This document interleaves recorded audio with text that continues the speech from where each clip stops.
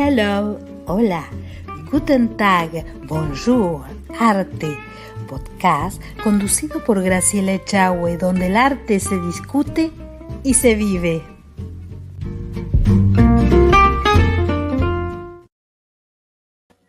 Hola, bonjour, hello, arte. En este episodio vamos a hablar de los ballet rusos de Diaghilev, que tuvieron un éxito rotundo a comienzos del 1900 y que duró más o menos unos 20 años. Vamos a conversar y también a contar y mostrar ciertas fotografías donde podemos ver lo que fue esta gran compañía de danza. Bien, los ballets rusos nacen en Rusia justamente y fueron una célebre compañía de ballet que se creó en 1909 y el gran creador fue un empresario ruso que su nombre era Sergei Diaghilev. Y lo que lo caracterizaba este ballet, que seleccionó los mejores integrantes del Ballet Imperial del Teatro Mariinsky de San Petersburgo. 20 años de realizar espectáculos, explorar diferentes corrientes y géneros artísticos, innovar, ser la vanguardia del ballet, siempre bajo el concepto wagneriano del arte. Tuvo diferentes residencias, primero en París, luego en Monte Carlo y en Londres. Y este ballet se disuelve en 1929 tras la muerte de Diaghilev. Causó una gran sensación en Europa Occidental por la vitalidad de la escuela rusa, que comparada con el ballet que se hacía en Francia en aquella época era muy impresionante, y se convirtió en la compañía de ballet más importante de su época y ha influenciado a la danza hasta el día de hoy. Los ballets rusos tienen su origen, como dijimos, en Rusia, pero el alma mater, el cerebro de todo esto fue Sergei Pavlovich Diaghilev. Él comienza su carrera en un ámbito de intelectuales de San Petersburgo, de esa época, que se agrupan bajo un nombre característico, Mir Iskustava. Cuando él ingresa a este colectivo, no tenía un gran conocimiento artístico, tenía una ignorancia artística, podemos decir, pero este grupo decidió llevarlo de viaje por toda Europa para que captara los diferentes estilos que se recogían por todo el continente. Y él tenía como objetivo reeducar a Rusia, poniendo a su alcance el arte de otros países. Y para ello partir de una idea base de que el concepto de arte de forma wagneriana era el adecuado para llevar adelante esta premisa de la obra de arte total, algo que se vería luego en todos los trabajos de Diaghilev. En 1900, el príncipe Volkovsky ofrece encargarse de los llamados Anuales del Teatro, que era una publicación donde se recopilaba todo lo que se realizaba a lo largo del año en los teatros imperiales. Esto fue un éxito, pero económicamente no. Fue un éxito para el arte en ese momento, pero no para la economía, porque esto arruina las arcas del teatro y bueno, por eso lo despiden, ¿no?, a Diaghilev. Él decide entonces continuar solo, sin ayuda ni respaldo de este grupo, y emprende nuevos proyectos artísticos. En 1905 se juntó con ciertos colegas intelectuales que tenía y creó una empresa novedosa donde el objetivo era hacer que los rusos tomen conciencia de su pasado artístico. viajó muchos meses, fue recopilando información y en 1906 pensó que ya estaba listo para comenzar este gran proyecto y poder compartirlo. Entonces se va a París llevando todo lo aprendido y muestra este formato en una exposición. A los parisinos le agrada, por eso es que al año siguiente lo invitan nuevamente. Y en 1907 París se asombra por obras de compositores rusos como Tchaikovsky, Rimsky-Korsakov, Glazunov. Tras el nuevo triunfo lo vuelven a invitar y allí ya lleva ópera, en este caso Boris Godunov y Modesty Mussorgsky. En 1909 quiso repetir esta hazaña, pero esta vez con otra ópera de Borodín llamada El Príncipe Igor. Y dentro de El Príncipe Igor se encuentra un cuadro muy interesante de danza, que son las danzas postlusianas, perdón. Entonces se encarga un joven coreógrafo que se llamaba Fokin, que también estaba en este grupo de intelectuales, que se hiciera cargo de la coreografía. Y unos días antes de que se presente todo esto, le comunican a Diaghilev que la ópera de París no estaba disponible, que la obra tendría que tener lugar en otro teatro, en el teatro de Châtelet, que era un teatro más pequeño, con menos prestigio. Entonces él piensa que la obra no va a lucirse como debería, porque este era un nuevo lugar, era más pequeño, y toma la decisión de no hacer la obra y de reclutar de los ballets imperiales a los bailarines y poner en escena obras de ballet que ya eran estrenadas anteriormente en el Teatro Mariinsky de San Petersburgo. Aquí comienzan los ballets rusos de Diaghilev.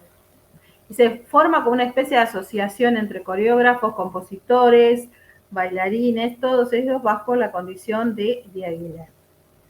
En su primera temporada se presenta Chopignana de las Sílfides y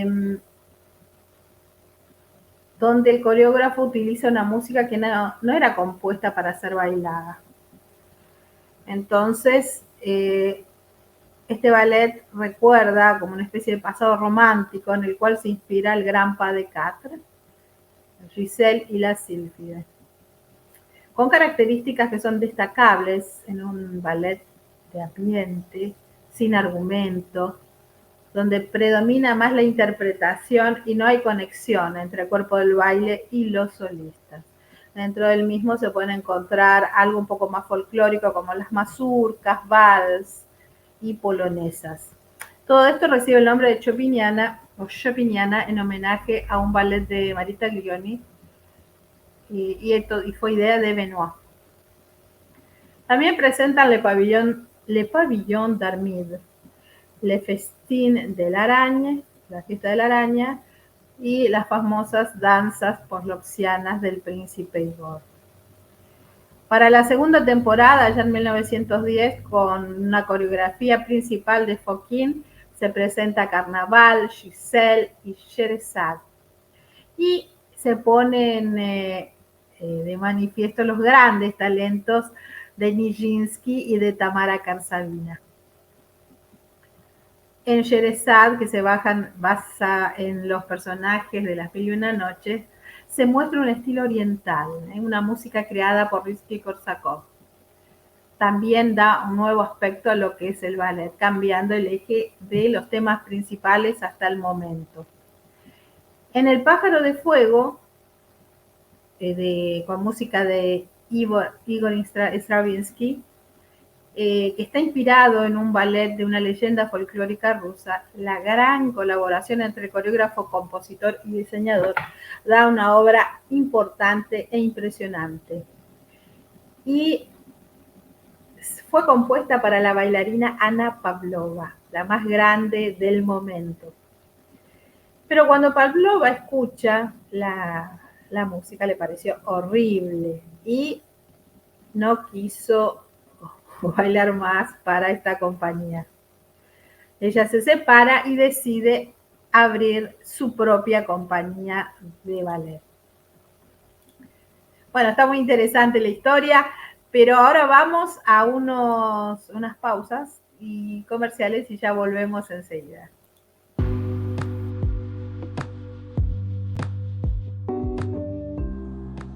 Conservatorio Isadora Duncan, solidez, experiencia y calidad. Programas de estudio, asesoramiento pedagógico, administrativo e institucional. Exámenes anuales, capacitaciones. Puedes comunicarte al +54 3755 5471 28 o al correo electrónico conservatorioiduncan@gmail.com.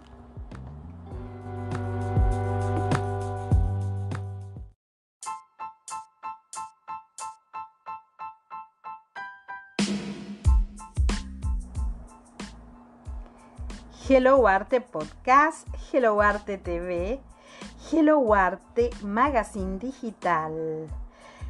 Puedes encontrarnos en gracilechahue.com y en las redes sociales Facebook, Instagram y YouTube. Hello Arte, el arte en todas sus formas.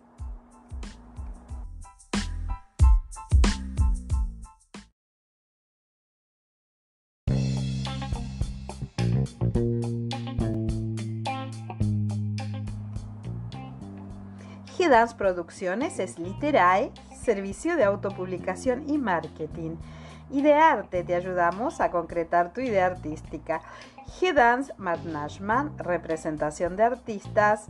G-Dance Ediciones, publicamos la revista Hello Arte, Magazine Digital y además G-Dance Records para todos los músicos que quieran subir sus obras a plataformas digitales.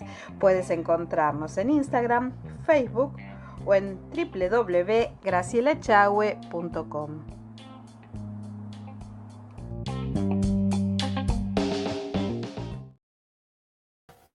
Y continuamos con los ballets rusos de Diaghilev.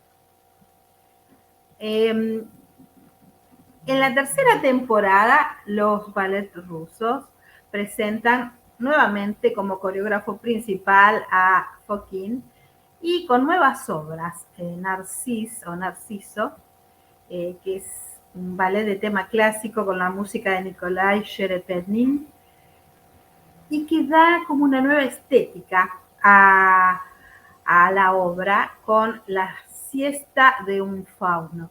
Luego, el maravilloso espectro de la rosa, que es una obra inspirada en el poema de Gautier. Su estética, aunque fuese romántica, se consideraba más neorromántica, porque estaba situado fuera de este periodo. Y la pareja de intérpretes fueron Tamara Karsavina y Václav Nijinsky, que se consagraron como los más importantes, o la pareja más importante de la historia de la danza.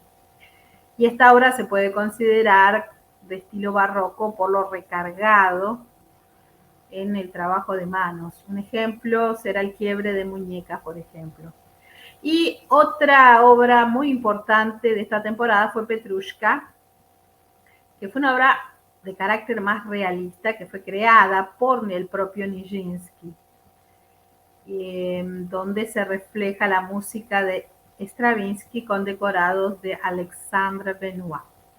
Fue un gran éxito. Ya en 1902, en la cuarta temporada, hubo una novedad, ya que Diaghilev encarga a Nijinsky una coreografía, pero esta provocó tensiones muy importantes entre Fokine y Nijinsky. Las dos obras realizadas para esta temporada tuvieron como un desequilibrio y en la repercusión que supusieron, mientras que la obra de Nijinsky fue muy alabada y la de Fokine dejó bastante indiferente al público. Por ejemplo, Daphne y Chloé, con música de Ravel, que fue una coreografía de Fokine, no tuvo tanto éxito como la siesta de un fauno, que fue la coreografía de Nijinsky con música de Claude Debussy, basado en un poema de Mallarmé. Es una coreografía con un desarrollo de pasos que simbolizan los dibujos pintados en las vasijas griegas, donde predominan posiciones de perfil, pies en paralelo, todo eso bajo una aura bidimensional. Hay que tener en cuenta que la danza, el ballet, es tridimensional. O sea que al hacer una obra bidimensional realmente se veía diferente. Y esto provoca un escándalo en el público, que no lo recibió bien, tuvieron abucheos, insultos y gritos.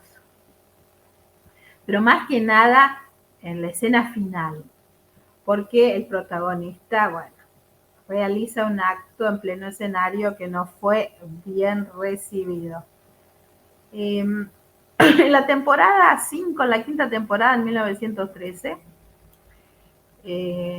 Nijinsky pasa a ser ya el coreógrafo principal. Acá vemos un flyer, ¿no?, de la época.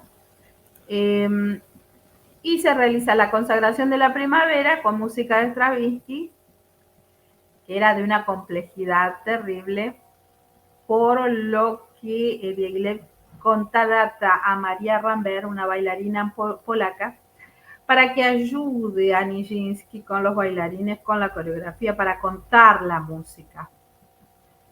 Y en esta obra lo que se destaca fue que invirtió el andeor.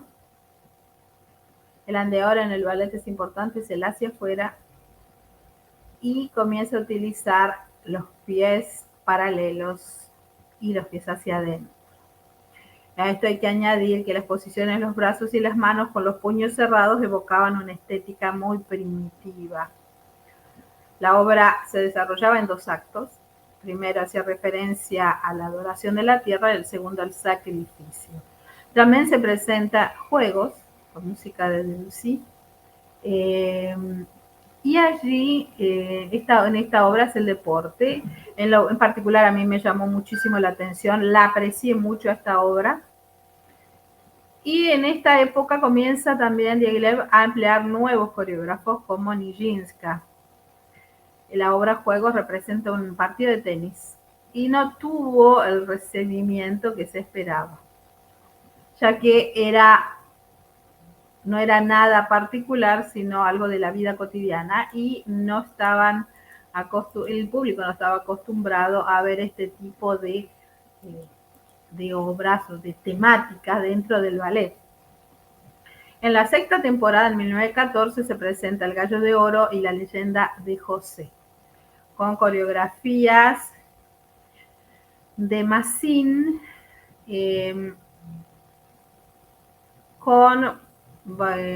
por ejemplo, en El Gallo de Oro, que se estrena en la Ópera de París en 1914, la principal era Tamara Karsavina, con Alexis Bulgakov y Enrico Secchetti en los papeles principales. Sabemos luego que Enrico Secchetti fue un gran maestro y crea la técnica Secchetti, que se utiliza hasta el día de hoy, ¿no? Después La Leyenda de José, que es un ballet de carácter bíblico, donde Massin debuta como bailarín principal, que luego se convertiría ya en coreógrafo de la compañía. En 1917 se presenta la séptima temporada con Parade, con música de Eric Satie, y algo impresionante fueron los decorados y el vestuario que los realiza el pintor español Pablo Picasso. Esto tiene una concepción dadaísta y una estética cubista, y da comienzo a una nueva época en el ballet con el vanguardismo.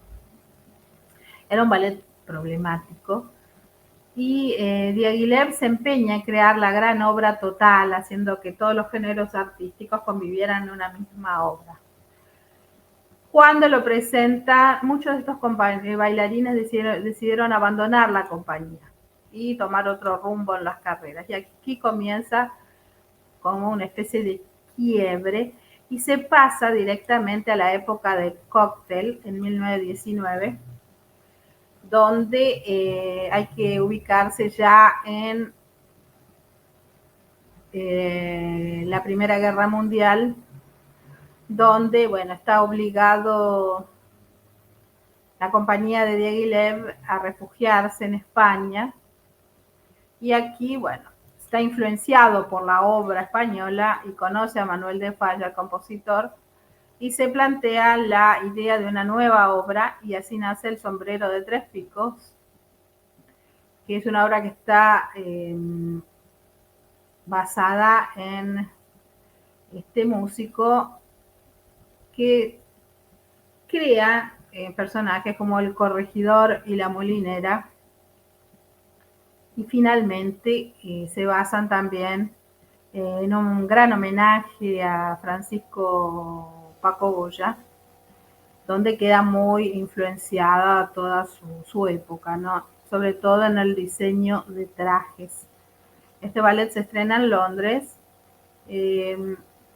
donde tuvo un éxito relativo, pero cuando se lo lleva a España fue muy, muy criticado, porque el español veía muchos estereotipos en la obra. Luego viene la época, bueno, este es Nijinsky, de Cóctel, ya en el año 1921, donde se presenta coreografías de Borislava Nijinska, que ya su hermano la había abandonado hace unos años, ya no trabajaba más con su hermano Václav, y presentan Sleeping Princess, donde el papel de Aurora lo hace Carlota Brianza, que luego rechaza porque ella quería hacer más el papel de Carabosse, que fue creado por Secheti. Finalmente el papel lo hizo Olga Pesitseva, donde Nijinska se encarga de revisar la coreografía y agregar nuevas variaciones, como por ejemplo el Hada de las Líneas. En 1923 se estrena Les Noces, Las Bodas. En 1924 Los Bichos y El Tren Azul. El Tren Azul tiene una característica especial porque el vestuario lo realiza Coco Chanel. Así que se daba mucha importancia también al vestuario y tuvo mucho éxito esta obra. Y de 1924 a 1929 se crea una nueva época donde Georges Balanchine, con su nombre original Georgi Balanchine-Sade, se lo cambia el nombre a Georges Balanchine, pasa a ser el coreógrafo principal de la compañía antes de su disolución, y se crean ballet como Le Rossignol, La Chatte, Apollon Musaguet, El hijo pródigo con música de Sergei Prokofiev. Muere Diaghilev y esto hace que los ballets rusos tuvieran una crisis muy grande y comienzan a los bailarines y artistas a abandonar la compañía. Tuvo una consecuencia muy negativa y su legado no fue el esperado. Entonces la danza comienza otros caminos y así queda el final de esta gran compañía que fue esplendorosa en su época y que hasta el día de hoy se la recuerda como una de las más grandes y las más creativas que han existido. Bien, de esta manera llegamos al final de este episodio de Hello Arte Podcast. Nos encontramos en un próximo episodio.